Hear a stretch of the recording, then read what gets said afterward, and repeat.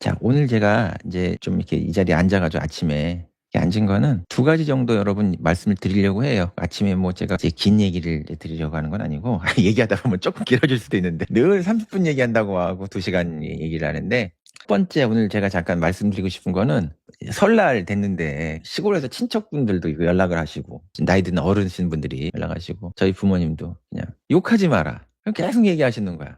아이고 그래가지고 어저께 또 그냥 그 문자가 와가지고 욕하지 마라. 그냥 계속 그 어른들이 보시기에는 되게 이제 걱정이 되는 거죠. 그런 게 좋은 내용을 이렇게 얘기하고 있는데 왜 그리고 평소에 한 번도 그렇게 점잖았던 사람이 이 채널 시작하면서 그렇게 욕을 하냐 그렇게 이제 얘기를 하시길래 제가 지금 썸네일에 나는 왜 육두문자를 썼는가 이게 과거형으로 이렇게 했거든요. 이제 새나라의 이제 어린이가 돼가지고 올해는 육두문자를 이제 제가 안 쓰기로 제가 마음을 먹었어요. 그게 저한테는 하나의 그냥 수사법이기도 한 거예요. 그 얘기를 잠깐 뭐 해명 같은 건 아니고 그게 뭐 제가 뭐 특별하게 그 욕을 먹을 사람들에 비하면 욕도 아깝다고 생각하기 때문에 큰 잘못이라고 생각되지도 않아요. 저는 솔직히 제가 잘못이라고 생각하면 그렇게 말을 할 수 있겠습니까? 개인적인 저의 어떤 사감을 담아서 욕을 한 게 아니에요. 여러분들이 하고 싶은 욕을 좀 담아서 제가 이유가 있어서 그런 말의 형식을 썼다고 보시거든요. 되거든요. 그거에 관련된 얘기를 앞에 좀 잠깐 드리고 그다음에 두 번째는 뉴 이재명 시대에 뉴 이재명이라는 그런 어떤 현상이 있는 거죠. 사회적인 새로운 뉴 웨이브예요. 누가 그걸 부정한다고 해가지고 뭐 조국 대표는 그거에 대해서 막 또 개거품을 물고 그냥 막 환영해야 될 일을 그렇게 품을 모는 이유가 뭐예요?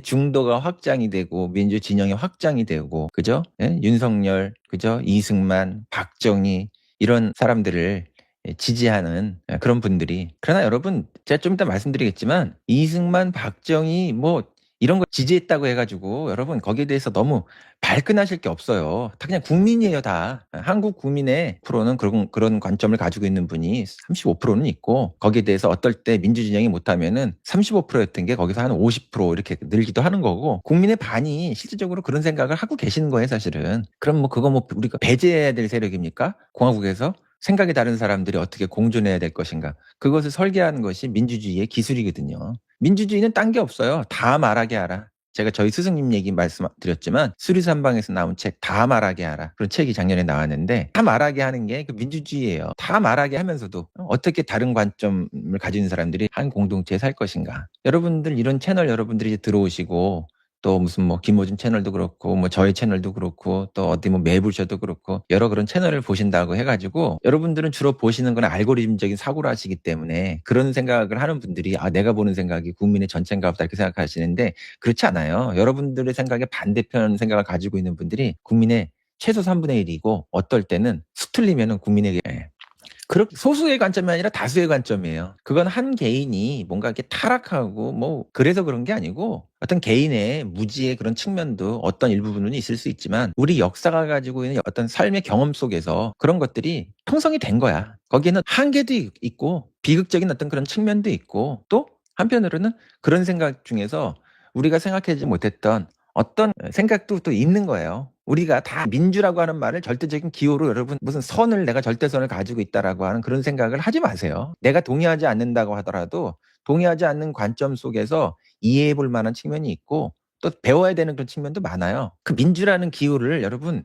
신으로 여기지 말라고. 그런 기호 속에서 가짜가 많고 그래서 제가 그걸 가짜를 구별하는 방법을 오늘 말씀드리려고 하는 거고 내가 가지고 있는 생각이 무슨 절대적인 생각이라고 신적인 어떤 그 옳음이라고 생각하지 마세요. 하나의 퍼스펙티브예요. 그래서 토론이 필요하고 대화가 필요하고 또 공부가 필요한 거예요. 제가 좀 드리고 싶은 말씀은 나는 왜 육두문자를 썼는가? 그 얘기를 하기 위해서 제가 여러분 제가 그냥 유튜버가 아니고 저는 작가고요. 저 자신을 민주주의 사상가라고 보는 사람이에요. 저는 민주주의 사상가, 민주주의 이론가. 제가 제일 잘하고 어떻게 보면 좀 저의 탁월성 같은 것들을 발휘하고 훈련하고 멀리까지 아주 유니크하게 나간 지점이 이런 민주주의 사상가로서의 저의 어떤 비평. 저의 문학 비평은 예쁜 뭐 이런 것들을 뭐 하고 어떤 뭐 작가를 뭐 칭찬하고 이런 게 아니고 어떻게 하면 인간의 사유가 높고 멀리까지 지금 이 단계를 딛고 넘어갈 수 있는가에 대한 그 부분에 대해서 천착해가지고 글을 써온 사람이 함동균이라는 사람이에요. 그래서 제가 지난번에 어저께 이렇게 했던 라이브에서 그 사마리안 얘기를 했는데 그것도 이 창작과 비평, 이 창비라고 하는 이런 출판사에서 아주 유서 깊은 출판사죠. 우리 글 쓰는 사람들 이쪽에서는 12년에 낸 예외들이라고 하는 이 평론집에 저희 함동균 평론집에 맨 앞에 서문에 저는 책을 쓸 때 이 서문을 맨 마지막에 쓰게 되는데 이 서문을 늘 독립적인 철학적 에세이를 쓰거든요. 제가 쓴 철학적 에세이의 일부예요, 그게. 예. 가장 전위적인 사유라고 하는 거는 어떻게 발생하는가. 그 당시에 제가 생각했던 것이 그 사마리아인의 이제 우화를 통해서 늘 자기의 의로움을 주장하고 있는 율법주의자들이 어느 사회나 있거든요. 예. 족보의 하나의 정통이다. 이런 것들을 주장하는 사람들이 그러나 그 사람들이 어떤 위선을 통해서 실제적인 어떤 상황 속에서 아무것도 하지 않으면서 거기에는 어떤 사마리아인이 등장하는 거죠. 피로도 묶이지 않고 언어로도 묶이지 않고 생각으로도 묶이지 않고 법으로도 묶이지 않은 그들이 볼 때는 잡놈처럼 보이는 그러나 그 현장에서 무엇을 하는가. 얘기하지 말고 족보를 얘기하지 말고 학벌을 얘기하지 말고 지연을 얘기하지 말고 어떤 공동체에도 묶이지 말고 패거리에 묶이지 말고 그 순간에 할 수 있는 의로운 행위를 하라는 거야 그냥. 그 액션. 예수가 그런 걸 가르쳤다는 거예요. 예수가 얘기하잖아요. 예수라는 게 뭐 예수의 얘기가 적혀 있는 게 신약 성경이잖아요. 신약은 새로운 계약이잖아요. 이게 뉴 이재명 같은 거예요. 현상 같은 거예요. 족보 따지고 계보 따지고 뭐 내가 뭐 노무현의 피다 내가 뭐 DJ의 피다 이런 얘기하지 말고 지금 현재 뭘 하고 있냐 그걸 보라는 거야. 그 예수는 그래서 새로운 너희들이 얘기한 그런 율법이 아니고 나는 새로운 사랑의 새로운 계약을 선포하겠다. 그게 사랑이잖아요. 사랑. 예수가 얘기하는 그 새로운 계약이라는 게 사랑이야. 그래서 구약과 신약이 있는 거잖아요. 옛날의 계약, 옛날의 율법과는 다른 새로운 시대의 계약, 새로운 시대의 뭐라고 할까요? 새로운 시대에 그냥 법을 선포한 거야. 그게 바로 사랑인 거야. 이 책에 있는 말씀을 제가 드린 거예요. 책 제목이 왜 예외들이냐 하면은 족보에 있지 않은 사람들인 거야. 예외로 저거 떨거지들이네. 저거 하바리들이네. 막 이렇게 뭐 저도 막 하바리 취급 당하고 그랬거든요. 지금 다 저를 하바리라고 이렇게 얘기하는 사람도 있고 그러는데 숫자 믿고 까부는 놈들. 그 수준을 보면은 진짜 그걸 비평이라고 얘기를 하는지 그런 놈들이 앉아가지고 숫자 믿고 까부는 놈들이 있어요. 어린 왕자는 니네 숫자 믿고 까불지 말라고 그 어린 왕자가 전부 숫자 믿고 까부는 어른들에 대해서 규탄하는 얘기거든 그게. 그런 사람들이 볼 때는 하바리로 보이는 거야. 근데 그 숫자의 바깥에 족보의 바깥에 혈연과 지연의 바깥에 있는 그런 존재들이 역사의 크랙을 만들어내고 새로운 퀀텀 점프를 만들어낸다는 거야. 인류의 진화라고 하는 건 그런 방식으로 이루어지는 거야. 그래서 제가 주목하는 것들은 이 예외들이에요. 문학은 늘 이렇게 예외가 만드는 현상이거든요. 근데 그 알랭 바디유라는 사람이 얘기를 하잖아요. 그런 것이 그 사람은 진리의 사건이라고 하는 건데 진리의 사건은 항상 그런 식의 크랙을 통해 가지고 단절을 통해서 등장한다는 거거든. 지금 그런 어떤 단절의 현상이 지금 등장을 하는 거예요. 단절의 현상을 설명하려고 하면 단절의 현상을 설명할 수 있는 새로운 가치, 체계가 필요하잖아요. 그래서 항상 이런 사람들이 이렇게 속으면 안 되겠다. 이런 긴급한 상황에서 얘기를 하려고 저도 이런 마이크를 좀 들었고 올해는 그 얘기를 조금 더 다채롭고 본격적인 방식을 통해서 해야겠다는 생각이 들어가지고 제가 방송국을 하나 만들기로 했습니다. 스튜디오를 하나 만들기로 했습니다. 그걸 좀 알아보긴 중이에요. 나는 왜 육두문자를 썼는가? 자, 그 이유를 설명하는 제가 글을 하나 읽어드릴게요, 여러분. 되게 편안한 얘기거든요. 제가 쓴 코끼리를 삼킨 사물들이라는 책입니다. 기획해가지고 만든 책인데 이거는 그냥 공저예요. 늘 저는 이런 생각을 건너는 생각. 지금의 생각을 어떻게 다음 단계로 진화시킬 것인가. 진보가 아니라 저는 인간의 진화에 관심을 가지고 있는 사람이거든요. 사유의 진화 특히. 생각의 진화. 사물의 철학 같은 이런 책도 제가 썼는데 이 사물의 철학이라는 이 책에 그러니까 제가 가지고 있는 구체적인 삶의 경험 속에서 멀리까지 가지 않더라도 엄청난 지식을 가지고 있지 않더라도 인간이 얼마나 깊이 있고 다채롭게 생각할 수 있는가. 새로운 퍼스펙티브를 만들어낼 수 있는가. 겸손교회 같은 그런 세뇌에서 매불쇼 같은 그런 무례하기 짝이 없는 그런 광대들의 가스라이팅으로부터 어떻게 벗어날 수 있는가. 그런 것들을 전 늘 고민해왔던 사람이거든요. 넌 뭘 하다가 갑자기 나타나서 갈라치기를 하냐 이렇게 얘기하는데 제 전문이 갈라치기예요 저는. 제 전문이 갈라치기야. 생각의 여러 갈래들을 만들어내는 일. 이게 바로 창조성이거든요. 철학이라고 하는 건 평균적이고 획일적인 생각을 단일한 생각을 여러 갈래의 관점으로 만들어내고 볼 수 있게 만드는 거. 그게 바로 철학이거든요. 지금 그 문체부에 들어가시면 한국문화예술위원회 문체부가 만든 한국문화예술위원회 그 채널이 인문 360도라는 이름으로 그 사이트가 있거든요. 인문 360도 그 사이트를 제가 주도적으로 그 설계한 그런 채널이에요. 그 채널이. 거기 이름을 짓는데도 문체부 당시에 그 국장님이 그 채널 이름을 뭐 이렇게 하고 싶다고 그래가지고 가져오셨는데 그렇게 하지 마시고 이렇게 하십시오. 그래서 제가 그 사이트 설계할 때 위원회에 있으면서 그 사이트 만들 때 함께 저하고 참여하셨었던 시인이 계세요. 유명한 시인이. 그분하고 상의하면서 거기서 나온 그 이름이 인문 360도예요. 왜 360도냐? 사고에 갈라치기란 말은 또 그 더러운 말이어 가지고 이제 쓰고 싶지는 않고, 생각이 하나면 어떡해. 생각이 여러 갈래가 될 수 있게끔 여러 갈래를 퍼스펙티브를 만들기 위해서 공부를 하는 건데.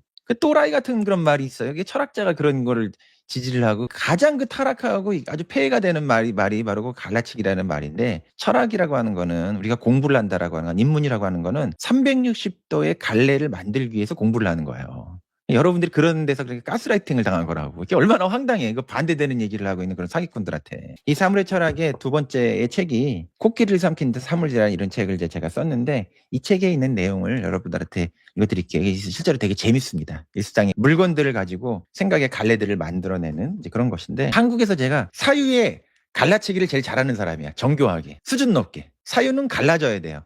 퍼스펙티브는 갈라져야 돼요. 우리가 생각할 수 있는 모든 각도를 드러내게 만드는 거. 그런 어떤 생각의 갈래를, 정교와 퍼스펙티브를 드러내는 것이 이런 철학과 문학이 가지고 있는 섬세한 사유고, 그런 것들을 전부 다 드러내놓고 말하게 하는 것이 민주주의란 장이에요. 그리고 모든 어떤 생각의 갈래들이 다 등장을 하면서, 좌우가 따로 없어. 그냥 모든 생각이 거기에서 다 얘기될 수 있어야 돼. 그러면서 섬세하게 숙고된 그 수많은 어떤 생각들을 놓고서 가장 좋은 옵션이 뭐냐, 그것을 마지막에 선택하는 지혜가 필요한 거죠. 민주주의라는 게 그 지혜가 필요하다고. 마지막에 과정에서. 그 지혜를 만들려고 하면은 생각이 갈래가 만들어져야 돼요. 차이가 드러나야 되거든. 이현주 의원도 생각의 차이를 하나 가지고 있는 거예요. 고맙지. 그런 생각을 하는 사람도 있구나. 그런 생각을 하는데, 이런 이유 때문에 그렇게 생각을 하는구나.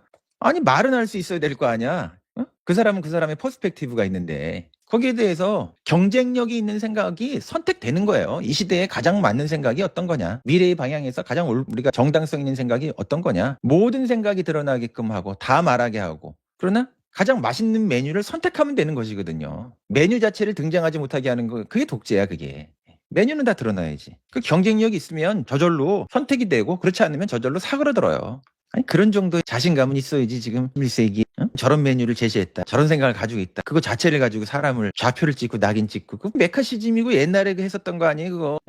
아주 좋은 글 하나 읽어드리겠습니다. 오늘 거기에 있는 책 내용 하나 좀 읽어보겠습니다. 제가 이 사물의 철학하고 코끼리 삼키는 사물들, 이 두 개의 책을 쓰는데 한 10년 정도 걸렸어요. 두 권 책을 쓰는데 그 정도로 공을 들여요. 제가 쓴 순간의 철학이라는 책이 있는데, 그 책은 책 쓰는데 9년 정도 걸렸어요. 이 책도 얇은데. 그 문학하는 사람들은 그 정도로 공을 걸어요. 글 쓰는데 니체는 피를 찍어가지고 글을 쓴다고 얘기를 하는데, 그렇게 목숨을 걸고 저도 글을 썼습니다. 거기. 쓴다라고 하는 게 그냥 글을 쓴 게 아니라 사유를 정교하게 하기 위해서 오랜 시간을 거기다 드리는 거죠, 공을. 제가 여기서 70가지, 168가지 정도의 그 일상의 물건들에 대해 얘기를 했는데, 나는 왜 육두문자를 썼는가? 과거형이에요. 육두문자를 썼는가? 그와 관련해 가지고 글을 하나 좀 제가 읽어드릴게요. 직접적으로 관련이 없지만 관련이 있어요. 자, 비누라고 하는 물건에 대해서 제가 얘기를 했거든요. 비누. 일상에서 쓰는 비누 있죠? 비누를 나는 어떻게 보는가? 비누라고 하는 물건을. 비누를 나는 어떻게 경험하는가? 이 비누라고 하는 제목의 글에 길진 않아요. 길지 않은 에세이인데, 부제가 처녀 엄마라고 붙어 있거든요. 처녀 엄마는 그 성모 마리아를 얘기하는 그 버진 마더라는 말을 직역해가지고 제가 부제로 쓴 거예요. 비누라는 글. 한번 읽어보겠습니다. 아침에. 알칼리라는 말이 있다. 염기성 물질 정도로 번역될 수 있는 이 말은 화학적으로는 물에 잘 녹고 산성을 중화시킨다. 초등학교 때 과학 시간에 처음 배운 이 말은 사실은 연원이 오래된 아라비아어다. 그러니까 알칼리라는 말이 아라비아어거든요.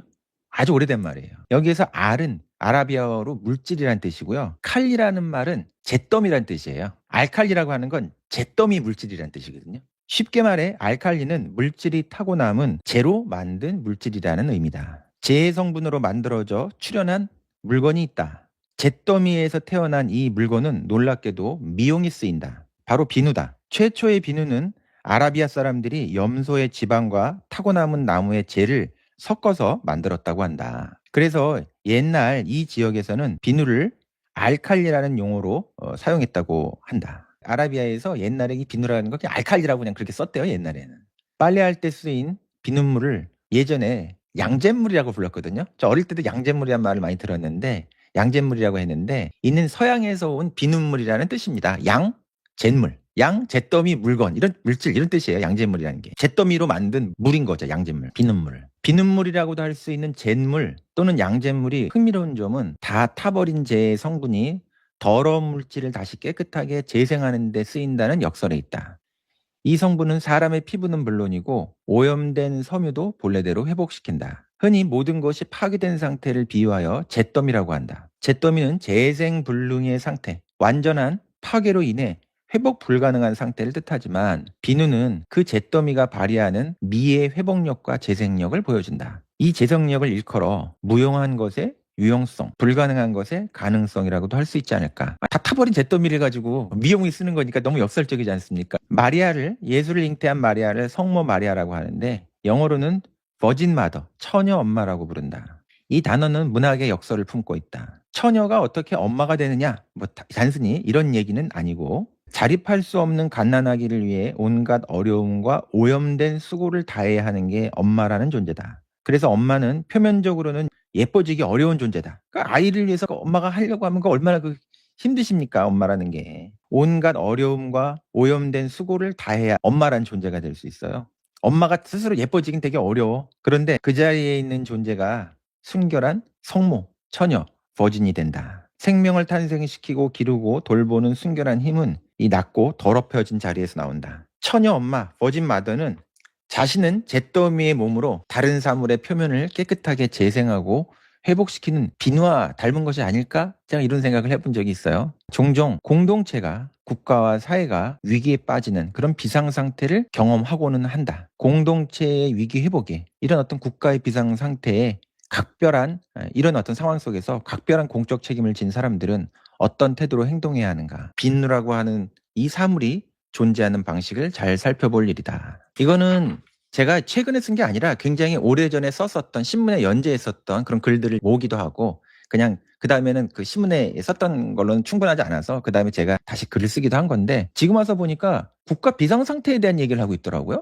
그때 무슨 계엄 때 이걸 쓴 것도 아니고 꽤 오래전에 쓴 글인데 제가 이 국가 비상상태에 채널을 열었는데 마침 채널을 열자마자 계엄이라는 사태가 터지면서 제가 사회적인 발화를 할 수밖에 없었고 그렇게 인문교양 채널이 그렇게 많고 막 구독자가 엄청나게 유명한 무슨 뭐 영화평론가가 운영하는 채널도 있고 무슨 뭐 건축가가 운영하는 채널도 있고 뭐 엄청나게 구독자 수가 높더라고요. 그분들이 운영하시는 게. 이런 계엄이 됐는데 그분들이 단 한마디 얘기도 안 하는 걸 보면서 야 이게 교양이라는 게 도대체 뭐냐 이런 생각을 제가 했거든요. 제 채널을 지금 여러분 보시는 채널은 제가 무슨 시사 채널 운영하듯이 이걸 하는 거지만 저는 유튜버나 시사 그런 사람이 아니에요 원래. 그런데 이런 국가 비상사태가 되는 상황 속에서 내가 배운 그런 공부와 내가 해온 비평이라고 하는 걸 통해서 이 사회를 이 사회 현상을 어떻게 바라봐야 되는가에 대한 좀 너무나 어긋난 저는 동의하기 어려운 그런 기준을 제시하고 있는 말들이 너무 많기 때문에 그 얘기를 해야 되겠다 이렇게 등장을 했는데 이 비상사태에 등장한 사람이에요. 이 비누를 이런 물건에 대해서 쓰면서 늘 저는 이런 책을 쓰면서 제가 가지고 있는 삶의 경험으로부터 어떤 지식을 가지고 쓰는 게 아니라 제가 가지고 있는 삶의 경험으로부터 출발을 늘 하거든요. 이제 여러분들도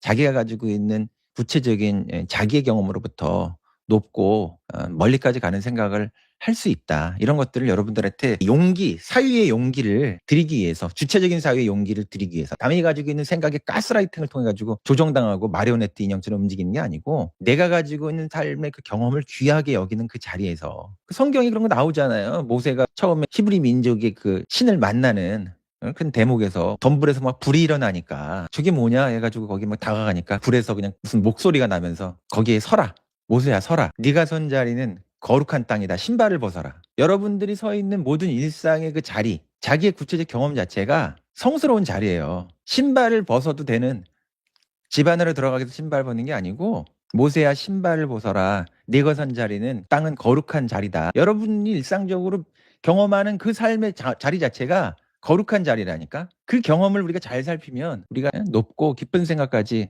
갈 수가 있어요. 그런 것들을 우리 교육이 훈련시키지 않는 거지 사실은.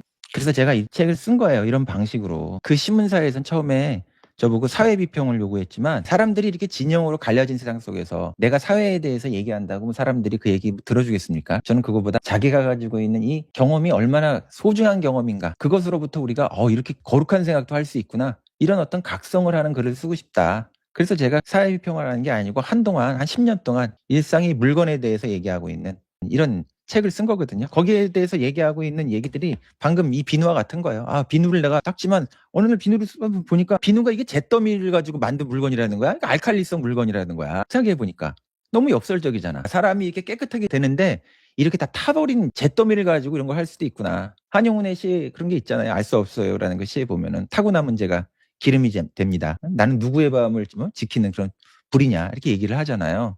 이게 왜 얘기하냐면은 너무 거창한 얘기인지 모르겠는데 나는 왜 육두문자를 썼는가?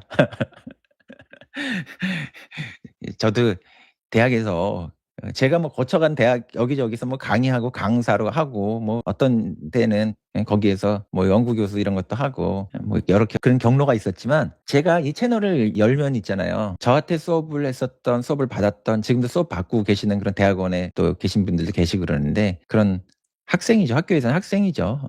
근데 그런 학생분들이 놀랄 수밖에 없어요. 아, 저분이 이 수업할 때 정말 거룩한 얘기 많이 하시는 분인데 어떻게 저렇게 육두문자를 쓰나 깜짝 놀라고 우리 부모님도 생전 제가 그런 욕을 하는 거 한 번도 보지 못해가지고 너무 놀라신 거야. 예. 이런 상황 속에서 내가 잿더미가 되자. 내가 나를 고고한 학의 모습을 가지고서는 이 전쟁터에서 이 이데올로기를 분쇄하는 그런 얘기를 할 수가 없겠구나. 이런 생각이 들어가지고 저에게는 하나의 수사법 같은 거기도 한 거예요. 너무 어떤 그런 대상이 우리 그 슬라보의 지젝식으로 얘기를 하면 이데올로기적으로 숭고한 대상, 그럴 만한 정도의 가치가 있는 대상이 아닌데 그래서 제가 너무 이데올로기적으로 숭고화됐다라고 하는 건 존재가 신격화됐다는 것이거든요. 우리 인간이 하는 얘기들은 전부 다 퍼스펙티브예요. 하나의 그냥 관점에 불과해요.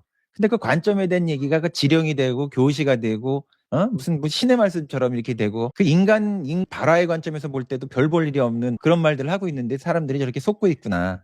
그래서 제가 거기에는 똥바가지를 그냥 똥물로 한번 뿌려야 되겠다. 이런 생각이 들었어요. 그래서 그런 육두문자를 제가 썼는데 이제는 그런 이데올로기가 좀 벗겨지고 또 그 절대적으로 그냥 말도 못하게 그냥 딱 협박을 하고서 그냥 이 미디어 생태계를 한국의 그냥 언어의 생태계를 이렇게 얼려놨기 때문에 거기에 이제 좀 크랙이 좀 생긴 것 같아요 이제는. 예? 그죠? 그래서 다른 얘기를 하시는 관점들도 이제 좀 나타나고 그렇게 되기 때문에 이제는 제가 그렇게 육두문자를 이제는 좀 쓰지 않아도 되겠구나. 저도 이제 폼을 좀 유지해서 그냥 가오를 좀 유지해야 되겠구나 이런 생각이 좀 들었어요. 자, 제가 왜 육두문자를 썼는가 거기에 대한 제 방식의 말씀을 그냥 한번 하나 드린 겁니다. 저도 내 자신의 어떤 뭐 고고한 선비의 폼을 유지하고서는 이 일을 수행하기 어렵겠구나. 그래서 특정한 시점에 미션을 수행하기 위한 제 방식이 물론 거기에는 저의 뭐라고 할까요? 그 얘기를 할 때 개인적인 제가 사감을 가지고 얘기하지는 않았다고 저는 생각해요. 공적 육두문자라고 할까? 박재원의 소설 호질이라는 소설 있죠?